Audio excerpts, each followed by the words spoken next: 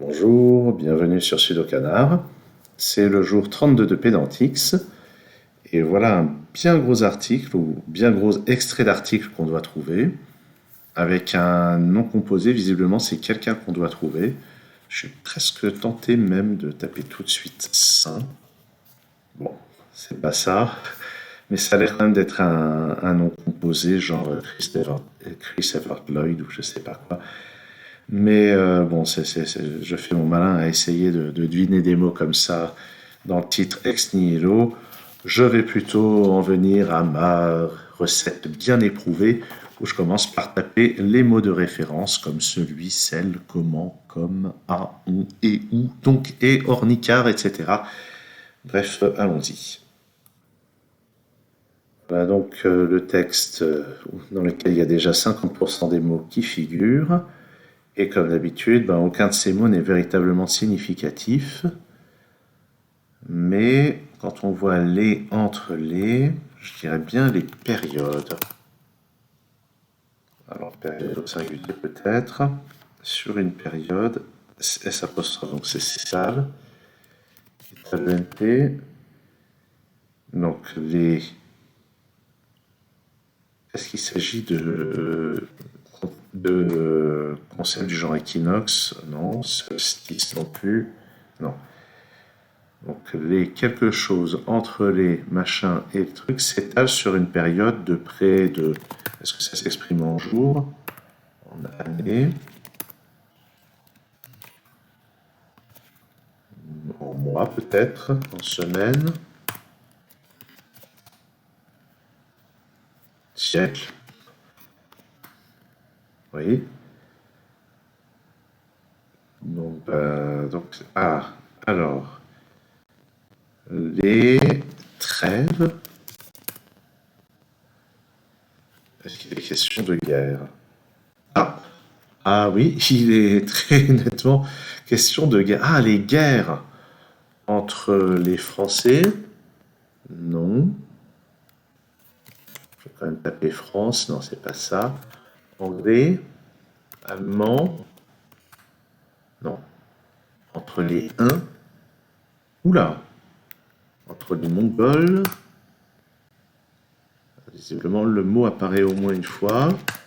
Chinois, Chine, tout ça, Japon. Est-ce qu'il y a là? Ah non, puisqu'il n'y a pas les 1. Les barbares. Oula. Visigoth. On n'est pas très loin, on dirait. Ostrogoth. Ah, il ne connaît pas le mot Ostrogoth. Peut-être sur le H? Il ne connaît pas non plus. Alors, s'étale sur une période de près de 10 siècles. 10 en toutes lettres. 9. 12. 15. Bah alors, 13. Il reste 11 alors. Quoi? 12 en toutes lettres, en chiffres. Bon, du premier. Alors, premier, il y a pas mal de mots qui ressemblent à premier.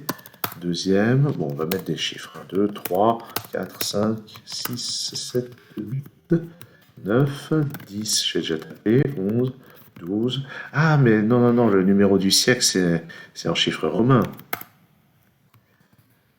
C'est proche de 5, de 6, 7, 8, du 9e siècle, du 10e siècle, 12e,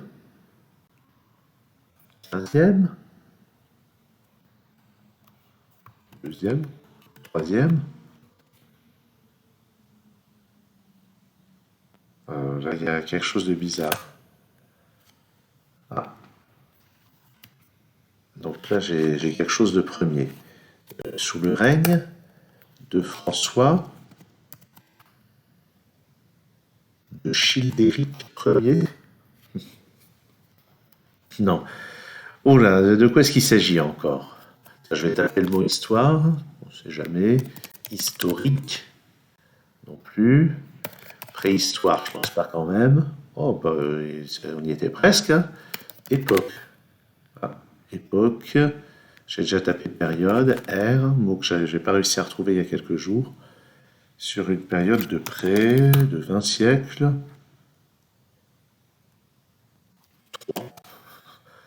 Ah, on s'approche. Près de 4 siècles. Les guerres entre les quoi? Entre les Polonais. Est-ce qu'il est question d'Afrique? Pas vraiment. D'Europe, déjà nettement plus. Je tape Asie aussi un peu. Asie mineure peut-être. Asie mineure, ok. Les Perses. Oh, Perses au singulier. Grecs. Romains. Ah, Empire romain. Effectivement. De l'Empire. Est-ce que les Ottomans... Oula. Les guerres entre... Je vais taper au pluriel, hein. Ottoman. Il n'est pas question de Turc, hein, ce serait... Ben si, en fait.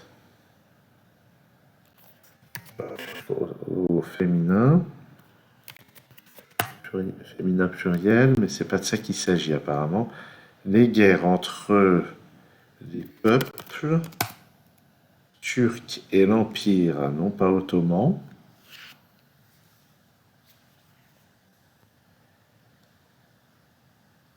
Du je sais pas combien de siècles. Allez, on va taper d'autres numéros de siècle. Ah, 11e siècle. Du. Ça va pas être écrit un mot du genre. Premier, j'ai déjà tapé. Du deuxième. Troisième, 11e. Ah, mais non, une période de 4 siècles. Je pourrais savoir compter aussi.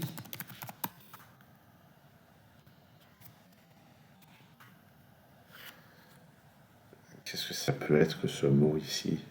Ah, pardon, j'ai cru que c'était du haut. Non, c'est du milieu du 11e siècle à la fin, à la réédition.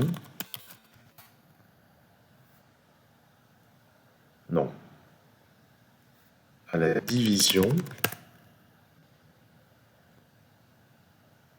à la victoire, à la défaite de, je sais pas, de Constantinople. C'est vraiment à la prise de Constantinople. Non. Il n'y a pas question d'un siège quelque part, si, visiblement. Après un premier siège en je sais pas quoi, les Ottomans. Allez, tiens. Allez, je vais taper victoire. Défaite, j'ai peut-être déjà tapé. Je vais taper conflit. Parce que conflit de canard. Les premières croisades, probablement. Il est question de croisade. Je tape au singulier aussi. Mais alors, qu'est-ce que c'est que ces guerres? Comment est-ce qu'on les appelle? À la chute de Constantinople. Voilà. En... Ah, mais en plus, il a été question de Constantinople. Ah, c'était peut-être sur Pedantle dans une émission que j'ai pas. Dans une résolution que j'ai pas filmée. Parce que je joue à Pedantle même si je le fais plus en vidéo. La chute de Constantinople en, je sais pas, 1500, 1400, 1450, au milieu du XIe siècle, 1450, oui, ça colle, 1430, 1460, 1440. Bon, je vais arrêter de jouer aux lunettes, je pense. Ah, pourtant, on s'approche. 1453. Ah, voilà. Entre les peuples turcs et l'Empire byzantin. Oh, oh, guerre, quelque chose byzantine. Turco. Ouh, guerre turco-byzantine.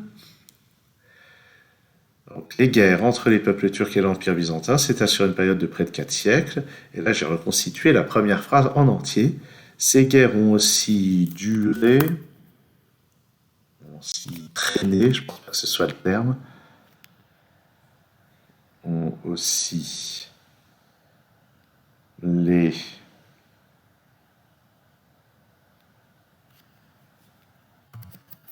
compris. J'ai déjà tapé époque, hein. Oui. Non, chute, on l'a déjà tapé. Ah, je l'avais tapé au pluriel peut-être. Là, quelque chose de l'Empire byzantin. Fondation. Création. Je sais pas quoi de l'Empire romain. Ces guerres ont aussi préfiguré, ça serait surprenant.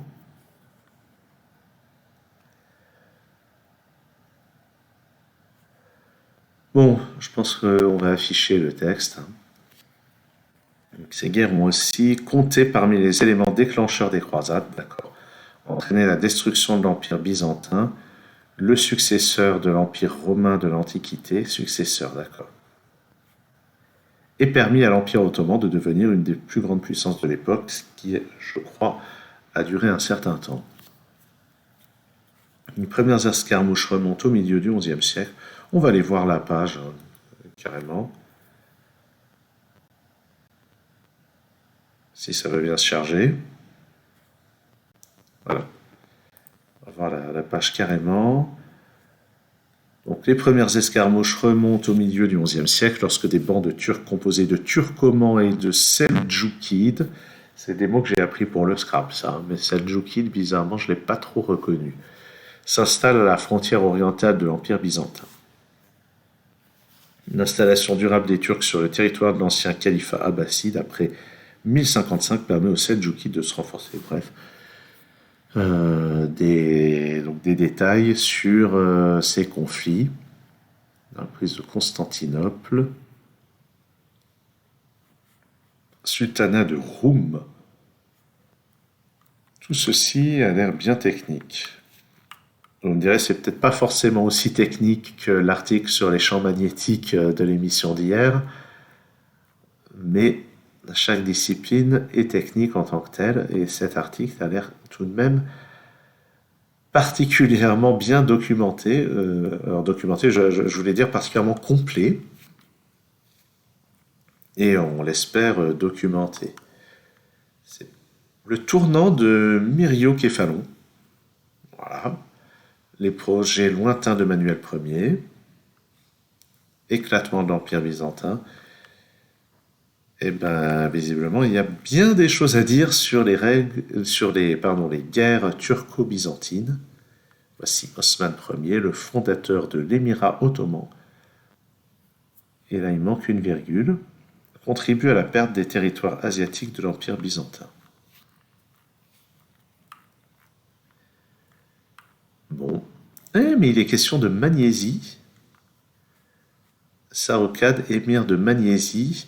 Il était déjà question de Magnésie dans l'émission d'hier. C'était assez incroyable de voir un lien entre ces deux pages de Wikipédia, tellement les thèmes n'ont a priori vraiment aucun rapport.